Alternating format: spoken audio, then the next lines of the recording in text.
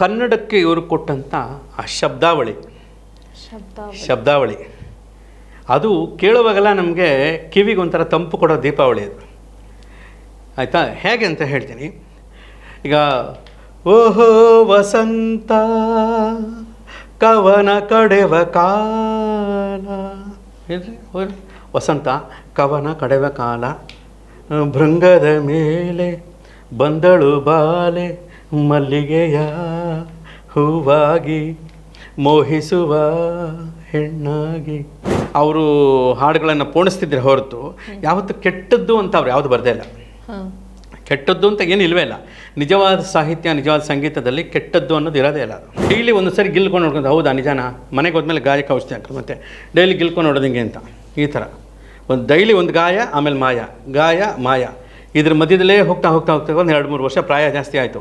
ಆವಾಗ ನನಗೆ ಹಂಸಲೇಖ ಅವರು, SP ಬಾಲಸುಬ್ರಹ್ಮಣ್ಯಂ, S ಜಾನಕಿ, ಜಯಸುದಾಸ್ ಅವರು, ಚಿತ್ರ ಇವರೆಲ್ಲ ಹಾಡೋಕ್ಕೂ ಬಂದಾಗಲ್ಲ ಅವ್ರು ಬರೆದ ಹಾಡುಗಳನ್ನು ಡಿಕ್ಟೇಟ್ ಮಾಡೋದಕ್ಕೆ ಹೇಳ್ತಾಯಿದ್ರು. ಶಾಸ್ತ್ರಿ, ರಾಜೇಶ್ ಇವರಿಬ್ಬರು ನನ್ನ ಅಂತರಂಗದ ಟ್ಯೂನ್ಗಳ ಮೊದಲ ಟೇಪ್ ರೆಕಾರ್ಡರ್ಗಳ ಥರ. ನೀನು ಇದನ್ನು ಸ್ಯಾಕ್ಸಲ್ಲಿ ನುಡಿಸ್ಬಿಟ್ಟಿದ್ದು, ಗಿಟಾರ್ ನುಡಿಸಿದ್ದು, ಆರ್ಕೆಸ್ಟ್ರೇಷನ್ಗಳನ್ನು ಆನ್ ಸ್ಪಾಟ್ ಐಡಿಯಾಸ್ ಚೇಂಜ್ ಮಾಡಿದಾಗ ಯಾವುದೇ ಒಂದು ಮೆಲೋಡಿ, ಇವಾಗ ನೋಡಿ ಉದಾಹರಣೆಗೆ ಕೂ ಅನ್ನೋದು ನಿಮ್ಗೆ ಫ್ಲೂಟಲ್ಲಿ ಕೇಳಿ ನಮ್ಗೆ ಅಭ್ಯಾಸ ಆಗಿರುತ್ತೆ, ಕಿವಿಯೆಲ್ಲ ಹಂಗೆ ತಯಾರಾಗಿರುತ್ತೆ ಮನುಷ್ಯನಿಗೆ, ಹೌದಾ? ಅದನ್ನು ಎಲೆಕ್ಟ್ರಿಕ್ ಗಿಟಾರ್ಲಿ ಹಾಕಿದ್ರೆ ಅಂತ ಕೇಳೋದು ಬೇರೆ ಥರ. ಒಂದು ಹಾಡು, ಒಂದು ಮುತ್ತಿನಂಥ ಮುತ್ತು ಕಪ್ಪೆ ಚೆಪ್ಪಿನಲ್ಲಿ ಇತ್ತು ಅಂತ ಒಂದು ಸಾಂಗ್ ಇದೆ. ವಿದ್ಯಾರ್ಥಿಗಳನ್ನು ಅವರು ಬೇರೆ ಬೇರೆ ಸಂಗೀತ ಇಷ್ಟಪಡೋರು ಅಥವಾ ಹಾಡಲಿಕ್ಕೆ, ಟ್ಯೂನ್ ಮಾಡಲಿಕ್ಕೆ, ಕಂಪೋಸ್ ಮಾಡಲಿಕ್ಕೆ ಏನೋ ಒಂದು ಇಷ್ಟ ಇದ್ದವರಿಗೂ ಸಹ ಅವರು ಅಪಾರ್ಚುನಿಟಿ ಕೊಡ್ತಿದ್ರಂತೆ. ಯಾವ ರೀತಿ ಆ ಸ್ಪಂದನೆ ಇರ್ತಿತ್ತು ಸರ್ ಆ ಎಲ್ಲ ಶಿಷ್ಯಂದ್ರಿಗೂ? ಅಂದರೆ ಯಾರೋ ಒಬ್ರು ಚೆನ್ನಾಗಿ ಮಾಡ್ತಾರೆ, ಅವರನ್ನು ತುಂಬ ಹಚ್ಕೊಂಡ್ಬಿಡೋದು, ಉಳಿದವರಿಗೂ ಸಹ ಅವರು ಬಿಡದೆ ಎಲ್ಲರಿಗೂ ಅವಕಾಶ ಕೊಡ್ತಾ ಬಂದಿದ್ದಾರೆ. ಅದ್ರ ಬಗ್ಗೆ ಇಲ್ಲ, ಯಾವತ್ತೂ ಒಬ್ಬ ನಿಜವಾದ ಗುರುಗಳು ತಾರತಮ್ಯ ಮಾಡಲ್ಲ. ಹಂಸಲೇಖ ಸರ್ ಯಾವತ್ತೂ ಯಾರ ಟ್ಯಾಲೆಂಟ್ನೂ ತಾರತಮ್ಯ ಮಾಡೇ ಇಲ್ಲ.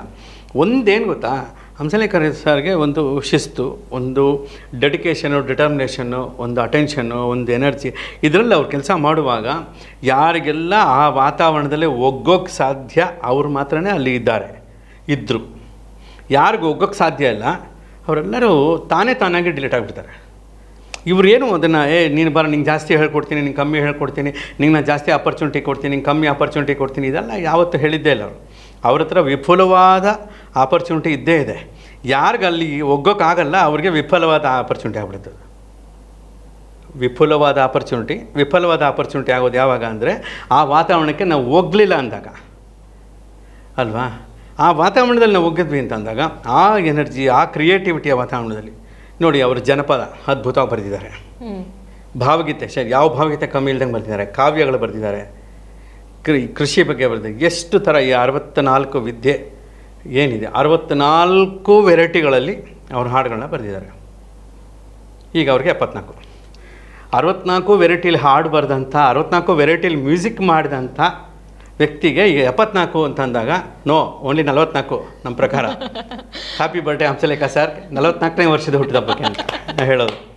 ಯಾಕೆಂದರೆ ಈ ಧೀಮಂತ ಪ್ರತಿಭೆ ಯಾವತ್ತಿಗೂ ನಮ್ಮ ನಾಡಿಗೆ ಶ್ರೀಮಂತ ಪ್ರತಿಭೆ, ಅದಕ್ಕೆ ಯಾವತ್ತೂ 30 ವರ್ಷ ಕಮ್ಮಿನೇ. ಅರ್ಥ ಆಯ್ತಾ? ಶ್ರೀಮಂತ ಹಾಗಿರುತ್ತೆ. ಓಕೆ ಸರ್, ನೀವೀಗ ಬೇರೆ ಬೇರೆ ಜಾನರ್ಗಳಲ್ಲಿ ಹಾಡುಗಳನ್ನು ನೀವು ರಚಿಸಿದ್ದೀರಿ. ಈಗ ತುಂತೂರು ಅದೊಂದು ಬೇರೆ ಶೈಲಿ, ಹುಡುಗಿರೋ ಹುಚ್ಚು ಹಿಡಿಸೋ ಹುಡುಗಿರೋ, ಈ ಥರದ್ದು ಅಂದರೆ ತುಂಬಾ ವಿಭಿನ್ನವಾಗಿರುವಂತಹ ರಚನೆಯನ್ನು ಮಾಡ್ತಿದ್ರಿ. ಇದೆಲ್ಲ ಅವರು ಅಂದರೆ ನೀವು ರಚನೆ ಮಾಡಿದ್ದೆಲ್ಲ ಹಂಸಲೇಖ ಸರ್ ನೋಡಿದಾಗ ಅವ್ರ ಎಕ್ಸ್ಪ್ರೆಷನ್ ಹೆಂಗಿದೆ, ಇದು ಹೆಂಗಪ್ಪ ಆ ಥರನೂ ಇದೆಯಾ ಈ ಥರನೂ ಅಂತ ಏನಾದರೂ ಇರ್ತಿತ್ತ ಅಂತ? ಅವರು ತುಂಬ ಆಪ್ತವಾಗಿ ಮೆಚ್ಚಿದ್ದಾರೆ, ಪ್ರೀತಿಸಿದ್ದಾರೆ. ಎಸ್ಪೆಷಲಿ ಇಷ್ಟು ರೊಮ್ಯಾಂಟಿಕ್ ಬಂದ ಇಷ್ಟೆಲ್ಲ ಹೆಂಗೆ ಗೊತ್ತು ನಿನಗೆ ಅಂತ ಏನಾದರೂ ಪ್ರಶ್ನೆ ಮಾಡಿದ್ದಾರೆ? ಹೇಗೆ ಅಲ್ಲ, ಅವರ ಮರದ ಕಡೆ ನಾನು ಟುವಿ ಟಿವಿ ಅಂತ ಇದ್ದವನಲ್ವಾ, ಅವ್ರ ಮರ ಕಂಟ್ಕೊಂಡು ಟುವಿ ಟಿವಿ ಅಂತ ಇದ್ದೆ ಅಲ್ವಾ. ಹಾಗಾಗಿ ಅವ್ರಿಗೆ ಗೊತ್ತಿದೆ ಇದು, ನನ್ನ ಕೊಂಬೆ ಮೇಲೆ ಯಾವ ಪಕ್ಷಿ ಕುಯ್ ಅನ್ನತ್ತೆ, ಟುವಿ ಟಿವಿ ಅನ್ನತ್ತೆ, ಕೂ ಅನ್ನತ್ತೆ, ಅವ್ರಿಗೆ ಗೊತ್ತಿರಲ್ವಾ, ಗೊತ್ತಿದೆ. ಹಂಗಾಗಿ ಅವರಿಂದ ಕಲಿತಾ ವಿದ್ಯೆ ಅಂತೀರಾ? ಆಶೀರ್ವಾದ. ಆಮೇಲೆ ನನಗೆ ಆದಷ್ಟು ವಿಭಿನ್ನವಾಗಿ ಬರೀಬೇಕು, ಏನಾದ್ರು ಬೇರೆ ಮಾಡಬೇಕು ಅನ್ನೋ ಪ್ರಯತ್ನಗಳು ಇದೆ. ಬಟ್ ನಮ್ಮೂರ ಮಂದಾರ ಹೂವೆ, ಅಮೃತ ವರ್ಷಿಣಿ ಎಲ್ಲ ಹಾಡುಗಳು ಬರೆದಾಗ, ಚಂದ್ರಮುಖಿ ಪ್ರಣಸಿಕೆಗೆ ಮ್ಯೂಸಿಕ್ ಡೈರೆಕ್ಷನ್ನು ಹಾಡೆಲ್ಲ ಮಾಡೋ ಟೈಮಲ್ಲಿ, ಆ ಟೈಮಲ್ಲಿ ಹಂಸಲೇಖ ಸರ್ ಮನೆಗೆ ಕರೆದು, ಲತಾ ಹಂಸಲೇಖ ಅವರು ಮತ್ತು ಶಾರದಮ್ಮ ಅಂತ ಹಂಸಲೇಖ ಅವರ ಅತ್ತೆಯವರು ನನ್ನನ್ನು ಹಂಸಲೇಖ ಸರ್ಗೆ ಪರಿಚಯ ಮಾಡಿದಂಥವ್ರು, ತಾಯಿ ಶಾರದೆ. ಸೊ ಅವರೆಲ್ಲ ತುಂಬ ಅವ್ರು ಹಂಸಲೇಖ ಸರ್ ಹೇಳೋರು, ಲೇ ಏನು ಬರೀತೀಯೋ ನೋಡು, ನನ್ನ ಹೆಂಡತಿ ಚೆನ್ನಾಗಿದೆ ಅಂತಾಳೆ, ನಮ್ಮ ಅಮ್ಮ ನನ್ನ ಅತ್ತೆ ಚೆನ್ನಾಗಿದೆ ಅಂತಾರೆ, ಒಳ್ಳೆ ಇದೆಯಾ ಕಣ ಅನ್ನೋರು ಪ್ರೀತಿಗೆ. ನಾನು ಸುಮ್ಮನೆ ಸಾರ್ ಅಂತ ಈ ಥರ ಅವ್ರು ಖಂಡಿತ ಯಾವ ಗುರುಗೆ ಸಂತೋಷ ಆಗೋದಿಲ್ಲ, ಒಬ್ರು ನಾವು ಅವರ ಒಂದು ಸಾಂಗತ್ಯದಲ್ಲಿ ಇದ್ದು ಏನೋ ಒಂದು ಕೆಲಸ ಮಾಡ್ತೀವಿ, ಅದೇನೋ ಚೆನ್ನಾಗಿರುತ್ತೆ ಅಂತಂದರೆ, ಒಂದು ನನಗೆ ಮನಸ್ಸಿಗೆ ಬಂದಿದ್ದು ಅಶ್ಲೀಲವಾದದ್ದು ಬರೀಬಾರ್ದು, ಒಬ್ರಿಗೆ ಅವಮಾನ ಆಗುವಂಥದ್ದು ಬರೀಬಾರ್ದು, ಒಬ್ರಿಗೆ ನೋವು ಕೊಡುವಂಥದ್ದು ಬರೀಬಾರ್ದು. ಅದರಿಂದ ನೀವು ಏನು ಮಾಡ್ತೀರಾ, ಏನು ಪುರುಷಾರ್ಥ ಸಾಧನೆ ಮಾಡ್ತೀರಾ, ಏನೂ ಇಲ್ಲ ಅನ್ನೋದೊಂದು. ಹಾಗೆ ಅವ್ರ ಜೊತೆ ಇದ್ದಾಗಲೂ ಸಂದರ್ಭಕ್ಕೆ ತಕ್ಕ ಹಾಗೆ, ಸನ್ನಿವೇಶಗಳಿಗೆ ತಕ್ಕ ಹಾಗೆ ಅವರು ಹಾಡುಗಳನ್ನು ಪೋಣಿಸ್ತಿದ್ರೆ ಹೊರತು ಯಾವತ್ತು ಕೆಟ್ಟದ್ದು ಅಂತ ಅವ್ರು ಯಾವುದು ಬರದೇ ಇಲ್ಲ. ಕೆಟ್ಟದ್ದು ಅಂತ ಏನು ಇಲ್ಲವೇ ಇಲ್ಲ. ನಿಜವಾದ ಸಾಹಿತ್ಯ, ನಿಜವಾದ ಸಂಗೀತದಲ್ಲಿ ಕೆಟ್ಟದ್ದು ಅನ್ನೋದು ಇರೋದೇ ಇಲ್ಲ. ಸರ್, ಇಷ್ಟು ದಿನ ನೀವು ಕೆಲಸ ಮಾಡ್ಕೊಂಡು ಬಂದಿದ್ದೀರಾ, ಬಹಳ ಹತ್ತಿರದಿಂದ ನೋಡಿದ್ದೀರಾ ಹಂಸಲೇಖರವರನ್ನು. ಆಮೇಲೆ ಅವರ ಜೊತೆ ನೀವು ಕೆಲಸ ಮಾಡಬೇಕಾದ್ರೆ ಏನೋ ಲಿರಿಕ್ಸ್ ಬರೆದಿರ್ತೀರ, ಯಾವುದೋ ಫಿಲ್ಮ್, ಅಂದರೆ ಸಿಕ್ಕಾಪಟ್ಟೆ ಕೆಲಸ ಮಾಡಿದ್ರೂ ಕೆಲವೊಂದು ನೆನಪುಗಳು, ಏನೋ ಒಂದು ವಿಶೇಷ ಕತೆ ಅನ್ನೋ ಥರ ಅದು ನೆನಪು ಮಾಡಿಕೊಂಡ್ರೆ ಈಗಲೂ ನಂಗೆ ಖುಷಿ ಆಗುತ್ತೆ. ಈಗಲೂ ನನಗೆ ಅದು ತುಂಬ ಚಾಲೆಂಜಿಂಗ್ ಆಗಿತ್ತು, ಅದು ನಾನು ಹೆಂಗೆ ಮಾಡಿದೆ ಅಂಥ ಕ್ಲಿಷ್ಟಕರ ಇತ್ತು ಅಂತ ಯಾವುದಾದ್ರೂ ಘಟನೆ ಅಥವಾ ಕತೆ ಇದ್ರೆ ಹೇಳಿ. ಅಂದರೆ ನಾನು ಕೆಲಸ ಮಾಡಿದ್ದಂತ ಅವ್ರ ಜೊತೆ ಅಂದರೆ ಏನೋ ಒಂದು ಚಾಲೆಂಜಿಂಗ್ ಅನಿಸಿದ್ದು? ಎಲ್ಲ ಕೆಲಸ ಅವರೇ ಮಾಡ್ತಿದ್ರಲ್ಲ, ಅವರೇ ಮ್ಯೂಸಿಕ್ ಡೈರೆಕ್ಟರ್ ಆಗಿ, ಅವರೇ ರೈಟರ್ ಆಗಿ, ಅಷ್ಟು ಜನ ಮ್ಯೂಸಿಷಿಯನ್ಸ್ ತಂಡವನ್ನು ಮುಂದೆ ಇಟ್ಕೊಂಡು ದಿವಸಕ್ಕೆ 2 ಹಾಡು ಅಲ್ಲೇ ಕಂಪೋಸ್ ಮಾಡಿ, ಅಲ್ಲೇ ಹಾಡು ಬರೆದು ಹಾಡಿಸಿ ರೆಡಿ ಮಾಡಿ, ಎಲ್ ಎನ್ ಶಾಸ್ತ್ರಿ, ರಾಜೇಶ್ ಕೃಷ್ಣನ್, ಆವಾಗ ಚಂದ್ರಿಕಾ ಗುರುರಾಜ್ ಇವರೆಲ್ಲರೂ ಕೂಡ ಟ್ರ್ಯಾಕ್ ಹಾಡ್ತಾಯಿದ್ರು. ಟ್ರ್ಯಾಕ್ನಲ್ಲಿ ಅಲ್ಲಲ್ಲೇ ಕೊಟ್ಟು ಅಲ್ಲಲ್ಲೇ ಹಾಡಿಸಿ, ಹಾಗೆ ಇನ್ಸ್ಟೆಂಟಾಗಿ ಅವರು ಮಾಡ್ತಾಯಿದ್ರಲ್ಲ. ನಾನು ಫಸ್ಟ್ ಆಫ್ ಆಲ್ ತುಂಬ ಬೆರಗಾಗಿದ್ದೀನಿ. ನಾನು 1 ವರ್ಷ ನಾನು ಎಲ್ಲಿ ಬಂದಿದ್ದೀನಿ, ನಾನು ಯಾರ ಜೊತೆ ಇದ್ದೀನಿ, ನಾನು ಏನಿದು ಅಂತ. ಯಾಕೆಂದ್ರೆ ನನಗೆ ಪ್ರೇಮಲೋಕ ಹಾಡುಗಳು, ರಣಧೀರ ಹಾಡುಗಳು ಇವೆಲ್ಲವೂ ಕೂಡ ವಿಶೇಷವಾಗಿ ನನ್ನನ್ನು ಒಳಗೆ ಹಿಂಡದಂಥ ಹಾಡುಗಳು, ನನ್ನೊಳಗಡೆ ನನ್ನನ್ನು ಬೇರೆ ರೀತಿಯಲ್ಲಿ ಕಾಣ್ತಾ ಇರೋದು ನೋಡೋ ಥರ ಮಾಡಿದಂಥ ಹಾಡುಗಳದು. ನಾನು ಶಾಲಾವಸ್ಥೆಯಲ್ಲಿದ್ದಾಗ ಆ ಥರ ಒಬ್ಬ ಸೃಷ್ಟಿಕರ್ತನ ಮುಂದೆ, ಅಂಥ ಹಾಡುಗಳ ಕಂಪೋಸರು, ರೈಟರ್ ಮುಂದೆ, ಅವ್ರ ವಾತಾವರಣದಲ್ಲಿ ನಾನು ಶಿಷ್ಯ ಅನ್ನಿಸ್ಕೊಂಡಿದ್ದೀನಿ ಅನ್ನೋದೇ ಡೈಲಿ ಗಿಲ್ಕೊಂಡು ಜಿಗಿಟ್ಕೊಂಡು ನೋಡಿಲ್ಲ, ಗಾಯ ಆಗ್ಬಿಟ್ಟಿತ್ತು ನನಗೆ. ಡೈಲಿ ಒಂದು ಸರಿ ಗಿಲ್ಕೊಂಡು ನೋಡ್ಕೊಂಡು, ಹೌದಾ ನಿಜಾನ, ಮನೆಗೆ ಹೋದ್ಮೇಲೆ ಗಾಯಕ್ಕೆ ಔಷಧಿ ಹಾಕೋದು, ಮತ್ತು ಡೈಲಿ ಗಿಲ್ಕೊಂಡು ನೋಡೋದು ಹಿಂಗೆ ಅಂತ. ಈ ಥರ ಡೈಲಿ ಒಂದು ಗಾಯ, ಆಮೇಲೆ ಮಾಯ, ಇದ್ರ ಮಧ್ಯದಲ್ಲೇ ಹೋಗ್ತಾ ಒಂದು 2-3 ವರ್ಷ ಪ್ರಾಯ ಜಾಸ್ತಿ ಆಯಿತು. ಆವಾಗ ನನಗೆ ಹಂಸಲೇಖ ಅವರು, S P Balasubrahmanyam, S Janaki, Yesudas ಅವರು, ಚಿತ್ರ ಇವರೆಲ್ಲ ಹಾಡೋಕ್ಕೂ ಬಂದಾಗಲ್ಲ ಅವ್ರು ಬರೆದ ಹಾಡುಗಳನ್ನು ಡಿಕ್ಟೇಟ್ ಮಾಡೋದಕ್ಕೆ ಹೇಳ್ತಾಯಿದ್ರು. ಎಲ್ ಎನ್ ಶಾಸ್ತ್ರಿ ಬಂದು ಸ್ವರಗಳೆಲ್ಲ ಅವ್ರಿಗೆ ಹೇಳೋರು, ನಾನು ಸಾಹಿತ್ಯನ ಇಟ್ಕೊಂಡು ಓದಿ ತೋರಿಸಿ ಎಲ್ಲ ಮಾಡ್ತಿದ್ದೆ. ಆಗ ಗೋಪಿ ಅಂತ ಒಬ್ಬರು ಗಿಟಾರಿಸ್ಟ್, ಅವ್ರ ಜೊತೆ ತುಂಬ ಬೇಸ್ ಗಿಟಾರ್ ಪ್ಲೇಯರ್, ತುಂಬ ಒಳ್ಳೆ ಪ್ಲೇಯರು, ಅವರೆಲ್ಲರ ಜೊತೆ ಇರ್ತಿದ್ರು. ಆವಾಗ ಅಲ್ಲಿ ಹೇಳುವ ಸಮಯದಲ್ಲಿ, ಮಾತಾಡೋ ಸಮಯದಲ್ಲಿ ಆವಾಗ ಅವ್ರು ಗಮನಿಸ್ಬಿಟ್ಟು, ಎಷ್ಟು ದಿವಸ ಆಯಿತು ನೀನು ಬಂದು? ಸರ್ 1 ವರ್ಷ ಆಯಿತು ಸರ್. 1 ವರ್ಷ ಆಗೋಯ್ತಾನು ನೀನು ಬಂದು? ಓಕೆ ಅಂದ್ಬಿಟ್ಟು ಅಲ್ಲಿರೋ ಅರೇಂಜರ್ನ ಕರೆದ್ಬಿಟ್ಟು, ಜಗನ್ನಾಥ ಅನ್ನೋ ಒಬ್ಬ ಅರೇಂಜರ್ಗೆ, ಇನ್ಮೇಲೆ ಯಾವತ್ತೆಲ್ಲ ರೆಕಾರ್ಡಿಂಗ್ ಇರುತ್ತೋ ಅವತ್ತೆಲ್ಲ ಕಲ್ಯಾಣ್ಗೆ ಡೈಲಿ 25 ರೂಪಾಯಿ ಕೊಡು ಅಂತ ಹೇಳಿದ್ರು. ಒಂದು ದಿವಸಕ್ಕೆ 25 ರೂಪಾಯಿ ಸಂಬಳಕ್ಕೆ ನಾನು ಹಂಸಲೇಖ ಅವ್ರ ಹತ್ರ 2ನೇ ವರ್ಷದಿಂದ ನಾನು ಶಿಷ್ಯವೃತ್ತಿ ಮಾಡಿದ್ದೀನಿ. ಎಲ್ಲರೂ ರೆಕಾರ್ಡಿಂಗ್ ಆದಮೇಲೆ ಎಲ್ಲ ಮ್ಯೂಸಿಷಿಯನ್ಸು ಲೈನಾಗಿ ಒಂದು 40 ಜನ ವೈಲಿನ್ ನುಡ್ಸೋರು, ಗಿಟಾರ್ ನುಡ್ಸೋರು, ಫ್ಲೂಟು, ಸ್ಯಾಕ್ಸಫೋನ್, ತಬಲಾ, ಕೋರಸ್ ಎಲ್ಲರೂ ಅವ್ರವ್ರ ಸರತಿ ಸಾಲಲ್ಲಿ ಬಂದು ರೆಕಾರ್ಡಿಂಗ್ ಮುಗಿದ್ಮೇಲೆ ಪೇಮೆಂಟ್ ತೊಗೊಂಡ್ಮೇಲೆ ಕೊನೆಯಲ್ಲಿ ನಿಂತ್ಕೊಂಡು, ಕಲ್ಯಾಣ ಬಾಯ್ಲಿ ಅಂದ್ಬಿಟ್ಟು ಜಗನ್ನಾಥಿಂಗ್ ಕೊಡೋರು. ಅಲ್ಲಿಂದ 10 ರೂಪಾಯಿದು 2 ನೋಟು, 5 ರೂಪಾಯಿದು 1 ನೋಟು, 25 ರೂಪಾಯಿ.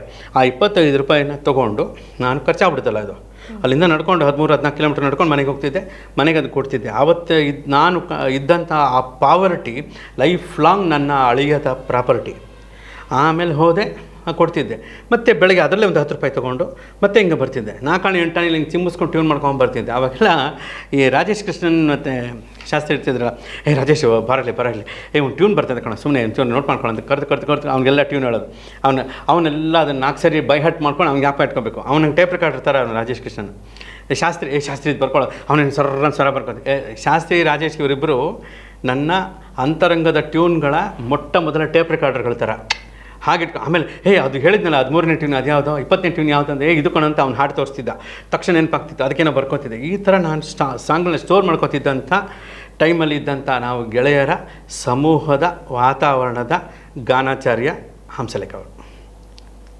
ಎಗೈನ್ ಹಂಸಲೇಖ ಸರ್ ಬರ್ತ್ಡೇ ಪ್ರಯುಕ್ತ ಇದು ಈ ಕಂತು ಈ ಸಂಚಿಕೆ ಆಗ್ತಿದೆ. ಇಲ್ಲಿ ನಾನು ಹೇಳಲೇಬೇಕು, ಶ್ರೀಗಂಧ ವಾಹಿನಿ ಇದರ ಮಾಲೀಕ ನಿರಂಜನ್ ಭಾರದ್ವಾಜಿನ ತುಂಬ ಆತ್ಮೀಯ ಸ್ನೇಹಿತ ಸೋದರ, ಅವರು ಮತ್ತು ಅವರ ತಂಡ ತಾವೆಲ್ಲರೂ ಸೇರಿ ಇದನ್ನು ಈ ವಾಹಿನಿ ಮಾಡ್ತಾಯಿದ್ದೀರ. ದಯವಿಟ್ಟು ಯಾರೆಲ್ಲ ಇದನ್ನು ನೋಡ್ತಿದ್ದೀರೋ ದಯಮಾಡಿ ಸಬ್ಸ್ಕ್ರೈಬ್ ಆಗಿ, ಲೈಕ್ ಮಾಡಿ, ಶೇರ್ ಮಾಡಿ, ಶ್ರೀಗಂಧ ಚಾನೆಲ್ನ 4 ಜನಕ್ಕೆ ಹಂಚಿ. ಸದಭಿರುಚಿ, ಆಧ್ಯಾತ್ಮ, ಜ್ಯೋತಿಷ್ಯ, ಸಂಗೀತ, ಪಾಡ್ಕಾಸ್ಟ್, ಹಾಡ್ಕಾಸ್ಟ್ ಎಲ್ಲ ಥರದ್ದು ಕೂಡ ಇಲ್ಲಿ ಜನಕ್ಕೆ ತಲುಪೋ ಒಂದು ವ್ಯವಸ್ಥೆ ಆಗುತ್ತೆ.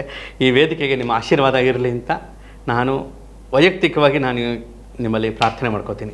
ಹೇಳಿ. ಓಕೆ ಸರ್, ಹಂಸಲೇಖ ಸರ್ 16 ಗಂಟೆ ಕೆಲಸ ಮಾಡ್ತಾಯಿದ್ರು. Is like multi tasking, multi talented personality. ಅವರ ಜೊತೆಗೆ ಕೆಲಸ ಮಾಡೋರು ಎಲ್ಲರೂ 16 ಅವರ್ ಕೆಲಸ ಮಾಡೋಕ್ಕೆ ಆಗಲ್ಲ. ಬಟ್ ಅವ್ರಿಗೆ ನೋಡಿ ವಿದ್ಯಾರ್ಥಿಗಳು ಹೆಂಗೆ ಪಿಕಪ್ ಆಗ್ತಿದ್ರು, ಅವ್ರ ಥರ ನಾವು ಆಗಬೇಕು ಅನ್ನೋದು ಹೇಗೆ ಬರ್ತಿತ್ತು? ಯಾಕಂದರೆ ಹೇಳಿದಾಗ ಯಾರು ಮಾಡಲ್ಲ, ನೋಡಿ ಇಲ್ಲಿ ಒಂದು ಸಣ್ಣ ಸೂಕ್ಷ್ಮವಾದ ಕರೆಕ್ಷನ್ ಇದೆ. ಹಂಸಲೇಖ ಸರ್ ಜೊತೆ ರೆಕಾರ್ಡಿಂಗ್ಲಿ ಇದ್ದವರೆಲ್ಲ ವಿದ್ಯಾರ್ಥಿಗಳಲ್ಲ, ಅವರೆಲ್ಲರೂ ಒಬ್ಬ ಪ್ರಬುದ್ಧ ಮ್ಯೂಸಿಷಿಯನ್ಸು.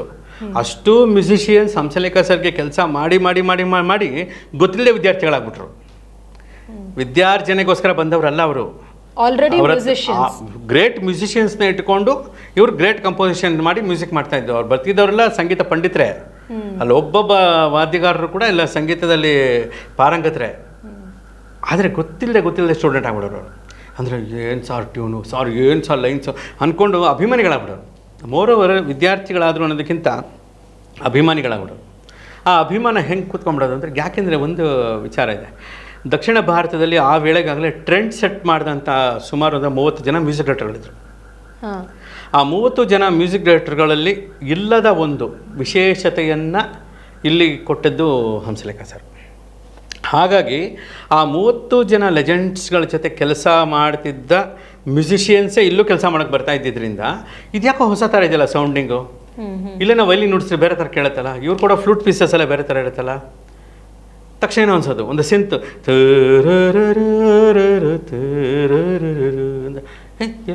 ಎಲ್ಲೋ ಫ್ರೆಶ್ ಆಗಿ ಕೇಳುತ್ತಲ್ಲ ಇದು ಅನ್ಸ್ಬಿಡೋದು ಟಕ್ ಅಂತ. ಇಂಥ ಫ್ರೇಸಸ್ ಎಲ್ಲ ಮ್ಯೂಸಿಷಿಯನ್ಸ್ ಸಿಕ್ಕಿದಾಗ ಏನೋ ಹೊಸ ಥರ ಮ್ಯೂಸಿಕ್ಕು ಅಂತ ಬಂದ ತಕ್ಷಣ ಹಂಸಲೇಖ ಅವ್ರಿಗೆ ಅಭಿಮಾನಿಗಳಾಗ್ಬಿಡೋರು ಎಲ್ಲರೂ.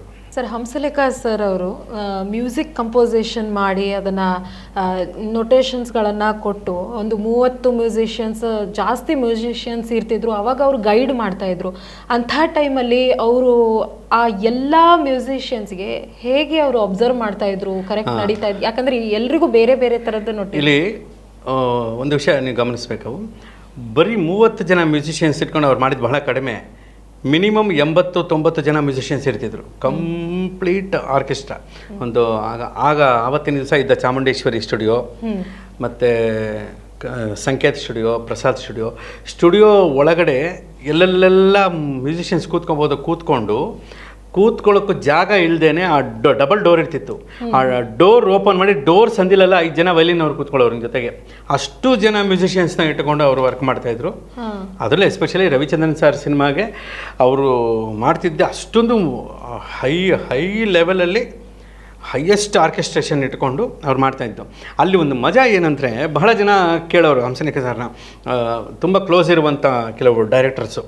ಈಗ ಡಿ ರಾಜೇಂದ್ರ ಬಾಬು ಸರ್ ಇರ್ಬೋದು, ಆ ಥರ ಹಿರಿಯ ಡೈರೆಕ್ಟ್ರು ಹಂಸಲೇಖ ಸರ್ಗೆ ಆಪ್ತರಾದಂಥವರು ಕೇಳೋರು, ಬಿಡಿ ರಾಜು, ನೀವು ರವಿಗೆ ಮಾತ್ರ ಚೆನ್ನಾಗಿ ಮಾಡ್ತೀರಾ, ನಮಗೆಲ್ಲ ಹಿಂಗೆ ಮಾಡ್ತೀರಾ ಅಂತ. ಕೆಲವರೆಲ್ಲ ಬಿಡಿ ಸರ್, ನೀವು ರವಿಚಂದ್ರನ್ಗೆ ಮಾತ್ರ ಆ ಥರ ಮ್ಯೂಸಿಕ್ ಕೊಡ್ತೀರಾ, ನಮ್ಗೆ ಹಿಂಗೆ ಮಾಡ್ತೀರಾ ಅಂತ ಬಹಳ ಜನ ಕೇಳೋರು. ಖಂಡಿತ ಅವ್ರು ಯಾವತ್ತೂ ತಾರತಮ್ಯ ಮಾಡಿಲ್ಲ. ಎಲ್ಲರ ಮ್ಯೂಸಿಕ್ನು ಒಂದೇ ಸ್ಟ್ಯಾಂಡರ್ಡಲ್ಲಿ ಮಾಡಿದ್ದಾರೆ. ಹಂಗೆ ನೋಡೋಕೆ ಹೋದರೆ ರಘುವೀರ್ ಅವರ ಎಲ್ಲ ಹಾಡು ಸೂಪರ್ ಹಿಟ್ ಅಲ್ವಾ? ಅವ್ರು ಮಾಡಿದ ಕುಮಾರ್ ಬಂಗಾರಪ್ಪ ಅವ್ರು ಮಾಡಿದ ಎಲ್ಲ ಹಾಡು ಸೂಪರ್ ಹಿಟ್ ಅಲ್ವಾ? ಸೊ ಅವರು ತಾರತಮ್ಯ ಯಾವತ್ತೂ ಮಾಡಿಲ್ಲ. ಬಟ್ ಏನಂದರೆ, ಒಂದು ಅಬ್ಸರ್ವ್ ಮಾಡೋದು, ಒಂದು ಆರ್ಕೆಸ್ಟ್ರೇಷನ್ ಫಿಕ್ಸ್ ಆದಮೇಲೆ ಒಂದು ಬ್ಯಾಕ್ಗ್ರೌಂಡ್ ಮ್ಯೂಸಿಕಲ್ಲಿ ಫ್ಲೂಟ್ಗೆ ಅಂತ ಒಂದು ಮೆಲಡಿ ಇರುತ್ತೆ ಅಲ್ವಾ? ಆನ್ ಸ್ಪಾಟಲ್ಲಿ ಬಂದು ಅದನ್ನು ಗಿಟಾರ್ಗೆ ಕನ್ವರ್ಟ್ ಮಾಡಿಬಿಡೋರು. ಗಿಟಾರ್ಗೆ ಅಂತ ಕೆಲವು ಮೆಲಡಿ ಇರುತ್ತೆ, ತಕ್ಷಣ ಸ್ಯಾಕ್ಸೋಫೋನ್ ಕನ್ವರ್ಟ್ ಮಾಡಿಬಿಡೋರು. ನೀನು ಇದನ್ನು ಸ್ಯಾಕ್ಸಲ್ಲಿ ನುಡಿಸ್ಬಿಟ್ಟಿದ್ದು, ಗಿಟಾರ್ ನುಡಿಸಿದ್ದು, ಆರ್ಕೆಸ್ಟ್ರೇಷನ್ಗಳನ್ನು ಆನ್ ಸ್ಪಾಟ್ ಐಡಿಯಾಸ್ ಚೇಂಜ್ ಮಾಡಿದಾಗ ಯಾವುದೇ ಒಂದು ಮೆಲೋಡಿ, ಇವಾಗ ನೋಡಿ ಉದಾಹರಣೆಗೆ ಕೂ ಅನ್ನೋದು ನಿಮ್ಗೆ ಫ್ಲೂಟಲ್ಲಿ ಕೇಳಿ ಕೇಳಿ ಕೇಳಿ ನಮ್ಗೆ ಅಭ್ಯಾಸ ಆಗಿರುತ್ತೆ, ಕಿವಿಯೆಲ್ಲ ಹಂಗೆ ತಯಾರಾಗಿರುತ್ತೆ ಮನುಷ್ಯನಿಗೆ, ಹೌದಾ? ಅದನ್ನು ಎಲೆಕ್ಟ್ರಿಕ್ ಗಿಟಾರ್ಲಿ ಹಾಕಿದ್ರೆ ಅಂತ ಕೇಳೋದು ಬೇರೆ ಥರ, ಹೌದಾ? ಅದಕ್ಕೇನಾದರೂ ಅವರೇನೋ ಸ್ವಲ್ಪ ಟೆಕ್ನಿಕಲಿ ರಿಪೇರ್ ಮಾಡಿಬಿಟ್ರೆ ಬೇರೆ ಥರ ಕೇಳುತ್ತೆ ಸೌಂಡ್. ಈ ಥರ ಹೊಸದು ಅನಿಸೋದು. ಹಾಗಾಗಿ ಸಾಂಗ್ಲಿಯಾನ, CBI ಶಂಕರ್, SP ಸಾಂಗ್ಲಿಯಾನ ಇಂತಹ ಸಿನಿಮಾಗಳಲ್ಲೂ ಕೂಡ ಆ್ಯಕ್ಷನ್ ಸಿನಿಮಾಗಳಲ್ಲಿ ಮೆಲೋಡಿ ಯಾಕೆ ಹಿಟ್ಟಾಯಿತು? ಕಾರಣ ಗೀತಾಂಜಲಿ ಹಾಡೆಲ್ಲ ಯಾಕೆ ಹಿಟ್ಟಾಯಿತು? ಗೀತಾಂಜಲಿ ಇವೆಲ್ಲ ಮೆಲೋಡಿಗಳು ಆ್ಯಕ್ಷನ್ ಪಿಕ್ಚರ್ಲಿ ಹಿಟ್ಟಾಗೋದು ಅನ್ನೋದು ಬಹಳ ರೇರು. ಇತ್ತೀಚೆಗೂ ಕೂಡ ಕಡಲು ಕಡಲು ಆ್ಯಕ್ಷನ್ ಪಿಕ್ಚರ್ಲಿ ಹಿಟ್ಟು ಮೆಲೋಡಿ. ಅಂದರೆ ಒಬ್ಬ real musician, real music director ಯಾವತ್ತೂ ಕೂಡ ಎಂಥದೇ ಸಬ್ಜೆಕ್ಟ್ ನೀವು ಕೊಡಿ, ತನ್ನದು ಅನ್ನೋ ಒಂದು ಕೆಲಸದ ಪ್ರಾತಿನಿಧ್ಯವನ್ನು ತೋರಿಸ್ತಾರೆ. ಹಾಗಾಗಿ ಹಂಸಲೇಖ ಅವ್ರ ಮ್ಯೂಸಿಕ್ ವೆರೈಟಿ ಅನ್ನಿಸ್ಕೊಳ್ತಾ ಹೋಯಿತು ಅಲ್ವಾ? ಆ ವೆರೈಟೀಸ್ಗಳ ಮಧ್ಯದಲ್ಲಿ ಇವ್ರನ್ನ ನಾನು ಹತ್ತಿರದಿಂದ ತುಂಬ ಗಮನಿಸಿದ್ದೇನೆಂದರೆ, ಕನ್ನಡಕ್ಕೆ ಇವರು ಕೊಟ್ಟಂಥ ಆ ಶಬ್ದಾವಳಿ ಅದು ಕೇಳುವಾಗೆಲ್ಲ ನಮಗೆ ಕಿವಿಗೆ ಒಂಥರ ತಂಪು ಕೊಡೋ ದೀಪಾವಳಿ ಅದು, ಆಯಿತಾ? ಹೇಗೆ ಅಂತ ಹೇಳ್ತೀನಿ. ಈಗ ಓಹೋ ವಸಂತ ಕವನ ಕಡೆವ ಕಾಲ, ಹೇಳ್ರಿ ವಸಂತ ಕವನ ಕಡೆವ ಕಾಲ, ಭೃಂಗದ ಮೇಲೆ ಬಂದಳು ಬಾಲೆ ಮಲ್ಲಿಗೆಯ ಹೂವಾಗಿ ಮೋಹಿಸುವ ಹೆಣ್ಣಾಗಿ. ಪದಗಳನ್ನು ಒಂದೊಂದು ಪದ ಅಂತ ತೆಗೆದು ನೀವು ಒಂದು ತಕ್ಕಡಿಲಿ ಹಾಕಿದ ತಕ್ಷಣ ಹಿಂಗೆ ತೂಗುತ್ತದು. ಎಲ್ಲ ಗೊತ್ತಿರೋ ಪದಗಳು, ಪರಿಚಯ ಇರೋ ಪದಗಳು, ಬಳಸೋ ರೀತಿ, ಅದರ ಮೇಲೆ ಯೇಸುದಾಸ್ ಅಂತ ಅವರ ಧ್ವನಿ, ಜಾನಕಿ ಅಮ್ಮ ಅಂತ ಅವರ ಧ್ವನಿ ಅಲ್ವಾ? ಸೊ ಇದೆಲ್ಲ ಈ ಗಟ್ಟಿತನದ ಸಾಹಿತ್ಯ, ಈ ಘನವಾದ ಸಾಹಿತ್ಯ, ಎರಡು ವ್ಯತ್ಯಾಸ ಇದೆ. ಗಟ್ಟಿ ಸಾಹಿತ್ಯ, ಘನ ಸಾಹಿತ್ಯ ಎರಡನ್ನೂ ಕೂಡ ತುಂಬ ಸೃಜನಾತ್ಮಕವಾಗಿ, ಸುಲಲಿತವಾಗಿ, ಇನ್ಸ್ಟೆಂಟಾಗಿ ಕೊಡ್ತಾ ಇರೋದು, ಕೊಡುವ ತಾಕತ್ತಿರೋದು ಹಂಸಲೇಖ ಸರ್ಗೆ. ಅದಕ್ಕೆ ನಾನು ನಿಮಗಾಗಲೇ ಹೇಳಿದೆ, ಹಂಸಲೇಖ ಸರ್ಗೆ 74ನೇ ವರ್ಷದ ಹುಟ್ಟಿದಬ್ಬ ಅಲ್ಲ, ಇದು 44ನೇ ವರ್ಷದ ಹುಟ್ಟಿದಬ್ಬ. ಯಾಕೆಂದರೆ ಇಂಥ GDSಗಳಿಗೆ ಯಾವತ್ತೂ 30 ವರ್ಷ ಕಮ್ಮಿ ಇರುತ್ತೆ. 30 ವರ್ಷ ಚಿಕ್ಕವರಾಗಿ ಕಾಣ್ತಾರೆ, ಆಯಸ್ಸು 30 ವರ್ಷ ಜಾಸ್ತಿ ಇರುತ್ತೆ, ವಯಸ್ಸು 30 ವರ್ಷ ಕಮ್ಮಿಯಾಗಿ ಕಾಣುತ್ತೆ. ಯಾಕೆಂದರೆ ಇಂಥವರೆಲ್ಲ ಇದ್ದರೇ 100 ಅರ್ಜುನರಾದರೆ 1000 ಏಕಲವ್ಯರು ಹುಟ್ಕೋತಾರೆ. ಅಂಥವ್ರು ಹುಟ್ಟಿ ಅವರ ಪ್ರೇರಣೆಯಿಂದ ಏನೋ ಒಂದು ಮಾಡೋಕ್ಕಾಗುತ್ತೆ, ಏನೋ ಒಂದು ಆಗುತ್ತೆ. ಒಂದು ಮಾಸ್ ಸಾಂಗು ಇಲ್ಲಿ ನೀವು ಗಮನಿಸ್ಬೋದು, ಇದರ ಛಾಯಾಗ್ರಾಹಕರು ನೀವು ಕೂಡ ದಯವಿಟ್ಟು ಕೇಳಿಸ್ಕೊಳ್ಳಿ ಸರ್. ಏನಂದರೆ ಒಂದು ಹಾಡು, ಒಂದು ಮುತ್ತಿನಂಥ ಮುತ್ತು ಕಪ್ಪೆ ಚೆಪ್ಪಿನಲ್ಲಿ ಇತ್ತು ತನನನನನನನನ ಅಂತ ಒಂದು ಸಾಂಗ್ ಇದೆ. ಇವ್ರೇನು ಮಾಡಿದರು, ಒಂದು ಮುತ್ತಿನಂಥ ಮುತ್ತು ಅಲ್ಲಿಗೆ ಒಂದು ಟೆನರ್ ಸ್ಯಾಕ್ಸು, 2-3 ಥರ ಸ್ಯಾಕ್ಸೋಫೋನು, ಅದರ ಮೇಲೆ ಒಂದು ಡಿಸ್ಟಾರ್ಷನ್ ಗಿಟಾರ್, ಎಲೆಕ್ಟ್ರಿಕ್ ಗಿಟಾರ್ಗಳನ್ನೆಲ್ಲ ಒಟ್ಟಿಗೆ ಒಂದು ಮೆಲಡಿಯಾಗಿ ಮಾಡಿ ಅದಕ್ಕೆ ಕೌಂಟರ್ಸ್ ಆನ್ಸರ್ಸ್ ಕೊಟ್ಕೊಂಬಂದರು. ಇವತ್ತಿಗೆ ಹಾಡು ನೀವು ಕೇಳಬೇಕು, ಏನಿದು ಇಷ್ಟು ವಿಶೇಷವಾಗಿದೆಯಲ್ಲ, ವಿಚಿತ್ರವಾಗಿದೆಯಲ್ಲ, ವಿಭಿನ್ನವಾಗಿದೆಯಲ್ಲ ಆರ್ಕೆಸ್ಟ್ರೇಷನ್ ಅನಿಸುತ್ತೆ. ಕಾರಣ ಏನು? ಯಾವ ವಾದ್ಯಗಳ ಮೇಲೆ ಯಾವ ವಾದ್ಯವನ್ನು ಲೇಪಿಸಿ ಅದನ್ನು ಪ್ರೆಸೆಂಟ್ ಮಾಡಿದಾಗ ಅದು ಹೇಗೆ ಸೌಂಡ್ ಆಗುತ್ತೆ ಅನ್ನುವಂಥ ಒಂದು ವಿಶೇಷತೆ. ಆಗ ನಾನು ಹಂಸಲೇಖ ಸರ್ ಜೊತೆ ಇದ್ದ ಆ ಚೈತ್ರದ ಪ್ರೇಮಾಂಜಲಿ, ರಾಮಾಚಾರಿ ಚಿತ್ರಗಳ ಆ ಆಸುಪಾಸಿನ ಸಮಯಗಳಲ್ಲಿ ದಕ್ಷಿಣ ಭಾರತದ ದಿ ಬೆಸ್ಟ್ ಮ್ಯೂಸಿಕ್ ಟೆಕ್ನಿಷಿಯನ್ ಅನ್ನುವಂಥ ಒಂದು ವಿಶೇಷ ಅವಾರ್ಡನ್ನು ಚೆನ್ನೈಲಿ ಹಂಸಲೇಖ ಸರ್ ಕೊಟ್ಟರು. ಇಡೀ ದಕ್ಷಿಣ ಭಾರತದ ಅತ್ಯುತ್ತಮ ತಂತ್ರಜ್ಞ ಅನ್ನುವಂಥ ಒಂದು ಅವಾರ್ಡ್. ಆಗಿನ ದಿನ ಒಂದು ಪತ್ರಿಕೆಗಳು ಚಿಕ್ಕದಾಗಿ ಬರ್ತಾ ಇದ್ದಿದ್ದದು, ತುಂಬ ಗ್ರೇಟ್ ಅವಾರ್ಡ್ ಅದು. ಇನ್ನೊಂದು ವಿಷಯ, ಒಬ್ಬರ ಶ್ರೇಷ್ಠತೆ ಬಗ್ಗೆ ಮಾತಾಡಬೇಕು ಅಂದರೆ ಅವ್ರಿಗೆ ಇದನ್ನು ನಾನು ಒಂದೆರಡು ಕಡೆ ಮಾತಾಡಿದ್ದೀನಿ. ಅವ್ರಿಗೆ ನ್ಯಾಷನಲ್ ಅವಾರ್ಡ್ ಅನೌನ್ಸ್ ಆಯಿತು. ಗಾನಯೋಗಿ ಪಂಚಾಕ್ಷರಿ ಗವಾಯಿ ಚಿತ್ರಕ್ಕೆ ಅತ್ಯುತ್ತಮ ಸಂಗೀತ ನಿರ್ದೇಶಕರು, ರಾಷ್ಟ್ರ ಪ್ರಶಸ್ತಿ. ಇಡೀ ಭಾರತ ದೇಶದಲ್ಲಿ the best music director Hamsalekha ಅಂತ ಅನೌನ್ಸ್ ಆಯಿತು. ಇದು ಅನೌನ್ಸ್ ಆಯಿತು ಒಂದು 9:45 ಗಂಟೆ ಬೆಳಗ್ಗೆ. ನಾನು ಸರ್ ಮನೆಗೆ ಹೋದೆ ಅವ್ರಿಗೆ ವಿಶ್ ಮಾಡೋಕ್ಕೆ ಅಂತ. ಹೋದೆ, ಲತಮ್ಮ ಇದ್ರ ಕೆಳಗಡೆ, ಅಲ್ಲಿ ಮೇಲ್ಗಡೆ ಇದ್ದಾರೆ ಹೋಗಪ್ಪ ಅಂತ. ಅಲ್ಲಿ ಹೋದರೆ ಜಮಖಾನ ಹಾಸಿತ್ತು, ಒಬ್ಬರು ಕೂತ್ಕೊಂಡು ಸುಮ್ಮನೆ ಏನೋ ಹಾರ್ಮೋನಿಯಮಲ್ಲಿ ನುಡಿಸ್ತಾ ಇದ್ರು. ಹೋದೆ, ಬಾರೋ ಅಂದರು. ಸರ್ ನಿಮಗೆ ಶುಭಾಶಯಗಳು ಸರ್, ನಿಮ್ಗೆ ನ್ಯಾಷನಲ್ ಅವಾರ್ಡ್ ಬಂದಿದೆಯಲ್ಲ, ತುಂಬ ಸಂತೋಷ ಆಯಿತು ಅಂಥೇಳಿ ನಮಸ್ಕಾರ ಮಾಡಿದೆ. ಕೂತ್ಕೊಳ್ಳ ಏನು ಸಮಾಚಾರ ಅಂದರು. ನಾನು ನ್ಯಾಷನಲ್ ಅವಾರ್ಡ್ ಅನೌನ್ಸ್ ಆಗಿದೆ, ಅದು ಕನ್ನಡಕ್ಕೆ, ಅದು ನಮ್ಮ ಗುರುಗಳಿಗೆ. ಆದರೆ ಯಾವುದನ್ನು ಅವ್ರ ಮೇಲೆ ಅವ್ರು ಹಾಕ್ಕೊಂಡೇ ಇಲ್ಲ, ಅವ್ರು ಹೇರ್ಕೊಂಡೇ ಇಲ್ಲ, ಅವರು ಹೇಳ್ಕೊಂಡೂ ಇಲ್ಲ, ಹೇಳ್ಕೊಳ್ಳೇ ಇಲ್ಲ, ಹೇರ್ಕೊಳ್ಳೇ ಇಲ್ಲ. ಸುಮ್ಮನೆ ಬರ್ಕೊಂಡು ಏನೋ ಕಂಪೋಸ್ ಮಾಡ್ತಾಯಿದ್ದಾರೆ. ಸ್ವಲ್ಪ ಹೊತ್ತಾಯಿತು, ಸ್ವಲ್ಪ ಹೊತ್ತು ಕೂತೆ ಮೌನ ಆಯಿತು. ಅವರು ಮೌನವಾಗಿದ್ದರು. ಸರ್ ತುಂಬ ಸಂತೋಷ ಆಯಿತು ಸರ್, ನಿಮಗೆ ಈ ಪ್ರಶಸ್ತಿ ಸಿಕ್ಕಿದ್ದು. ಇದು ಈ ಹಿಂದಿನ ಬೇರೆ ಸಿನಿಮಾಗಳಿಗೆ ಸಿಗಬೇಕಿತ್ತು ಆ ಮಾನ್ಯತೆ, ಬಟ್ ಈಗ ಲೇಟಾಗಾದರೂ ಈಗ ಸಿಕ್ಕಿದೆ, ನನಗೆ ತುಂಬ ಖುಷಿ ಅನಿಸುತ್ತೆ ಸರ್ ಅಂತೆ. ಹೌದೇನೋ ಬಿಡ ಸುಮ್ಮನೆ ಕಣ್ಣು ಹೊಡೆದು ಸುಮ್ಮನೆ ಕೂತ್ಕೊಂಡಿದ್ದು. 1.25 ಗಂಟೆ ಮಾತಾಡಿಲ್ಲ, ಯೋಚನೆ ಮಾಡ್ತಾ ಹೋದೆ. ಯಾವುದೇ ಒಂದು ಪ್ರಶಂಸೆ, ಒಂದು ಹೊಗಳಿಕೆ, ಮೆಚ್ಚುಗೆ, ಸಾಧನೆ ಇಂಥವೆಲ್ಲ ತಮ್ಮ ಮೇಲೆ ಹಿಂಗೆ ಬಂದಾಗ ಸುಲಭವಾಗಿ ಅರಗಿಸ್ಕೊಂಡು ಪಕ್ಕ ಇಟ್ಟು ಆ ಪಕ್ಕದಲ್ಲಿ ಜರುಗಿಸ್ಕೊಂಡು ಇವ್ರೇನು ಸುಮ್ಮನೆ ಕೆಲಸ ಮಾಡ್ಕೊಂಡು ಕೂರೋದಿದೆಯಲ್ಲ, ಆ ಮನಸ್ಥಿತಿ ಒಬ್ಬ ಯೋಗಿಗೆ ಬರೋಕ್ಕೆ ಸಾಧ್ಯ. ಯಾಕೆ ಒಬ್ಬ ಯೋಗಿಗೆ ಬ್ರಹ್ಮ ತಪಸ್ಸು ಮಾಡಿಸ್ಕ ಬ್ರಹ್ಮ ಪ್ರತ್ಯಕ್ಷ ಆಗೋನು. ನೀನು ಕೇಳಿದ್ವರ ನಿಂಗೆ ಕೊಡ್ತೀನಿ, ನೀವು ಮುಟ್ಟಿದ್ದೆಲ್ಲ ಇದಾಗಲಿ ಅಂತ ಅಂದ. ಈಶ್ವರ ಬಂದ, ಅವ್ನು ಕೇಳಿದೆಲ್ಲ ಕೊಟ್ಬಿಟ್ಟ. ನೆಕ್ಸ್ಟ್ ಏನು ಮಾಡ್ದ, ಮತ್ತೆ ಒಂಟಿ ಕಾಲಲ್ಲಿ ನಿಂತ್ಕೊಂಡು ಮತ್ತೆ ತಪಸ್ಸು ಮಾಡ್ದೆ ನಿಂತಿರ್ತಾನೆ ಅವನು. ಈ ವರ ಸಿಕ್ತು ಅಂದ್ಬಿಟ್ಟು ಅವ್ನು ಯಾವಾಗ ಎಕ್ಸೈಟ್ ಆಗಿ ಉದ್ವೇಗಕ್ಕೊಳಪಡ್ತಾನೆ, ಅವನು ರಾಕ್ಷಸಿ ಗುಣ ಬೆಳೆಯುತ್ತೆ. ಅದಕ್ಕೆ ವರ ಪಡೆದ ತಕ್ಷಣ ತಪ್ಪು ಕೆಲಸ ಮಾಡೋರೆಲ್ಲ ರಾಕ್ಷಸರು. ವರ ಪಡೆದಷ್ಟು ಮೌನವಾಗಿ ಮತ್ತೆ ತಪಸ್ಸು ಮಾಡಿದವರೆಲ್ಲ ದೇವತೆಗಳು, ಋಷಿಗಳಾಗ್ತಾರೆ. ಆ ಥರ ಗಾನ ಋಷಿ ಅಂತ ಅಂದಾಗ, ಗಾನ ಕೃಷಿ ಅಂತ ಅಂದಾಗ, ಆ ಗಾನದ ಖುಷಿ ಅಂತ ಅಂದಾಗ, ನನ್ನ ತಲೆಮಾರಿನವರಿಗೆ ಕನ್ನಡ ಚಿತ್ರರಂಗದ ಒಬ್ಬ ಧೀಮಂತ ಕಾವ್ಯ ಶ್ರೀಮಂತ ಮ್ಯೂಸಿಕ್ ಡೈರೆಕ್ಟರ್ ಅಂದರೆ ಅದು ನನ್ನ ಗುರು ಹಂಸಲೇಖ ಸರ್. ಅವರ ಜನ್ಮದಿನ ಈ 23ನೇ ತಾರೀಕು. ಈ ಸಮಯದಲ್ಲಿ ಅವರ ಬಗ್ಗೆ ಮಾತಾಡುವಂಥ, ಅವ್ರ ಬಗ್ಗೆ ಉಲ್ಲೇಖಿಸುವಂಥ ಒಂದೊಂದು ಸೆಕೆಂಡಲ್ಲೂ ಕೂಡ ನಾನು ಮತ್ತೆ ಒಂದು 20-30 ವರ್ಷ ಹಿಂದಕ್ಕೆ ಹೋಗಿ ಮತ್ತೆ ಇನ್ನೂ 16-17 ವರ್ಷದವನಾಗಿ ಮತ್ತೆ ಅವ್ರ ಮುಂದೆ ಕೂತ್ಕೊಂಡು ಅವ್ರ ಶಿಷ್ಯನಾಗಿ ಇನ್ನೊಂದಷ್ಟು ಮೆಲ್ಲಿಗೆ ಅವ್ರ ಕಾಲು ಒತ್ತಬೇಕು, ಅಥವಾ ಅವ್ರ ಪಿಯಾನೋ ನುಡಿಸಿದ ಮೇಲೆ ಅದು ಕ್ಲೀನಾಗಿ ಒರೆಸಿಡಬೇಕು. ಈ ಥರದ್ದೆಲ್ಲ ಆಸೆ ಆಗುತ್ತೆ. ಆ ಥರ ಈಗಲೂ ನಾನು ಮಾನಸಿಕವಾಗಿ ಹಾಗೇ ಇದ್ದೀನಿ. ನನ್ನ ಗುರುಗಳು ಚಿರಾಯುವಾಗಿ ಚಿರಂಜೀವಿಗಳಾಗಿ ಚಿತ್ರರಂಗದಲ್ಲಿ ಇನ್ನೂ ಹೆಚ್ಚು ಬೇರೆ ಬೇರೆ ಅಭಿವ್ಯಕ್ತಿಗಳಿಂದ ಅವರು ತುಂಬ ಇನ್ನೂ ಎತ್ತರಕ್ಕೆ ಅವರು ಸಾಧಿಸುವಂತಾಗಬೇಕು ಅನ್ನೋದು ನನ್ನ ಒಂದು ಹಾರೈಕೆ, ಪ್ರಾರ್ಥನೆ.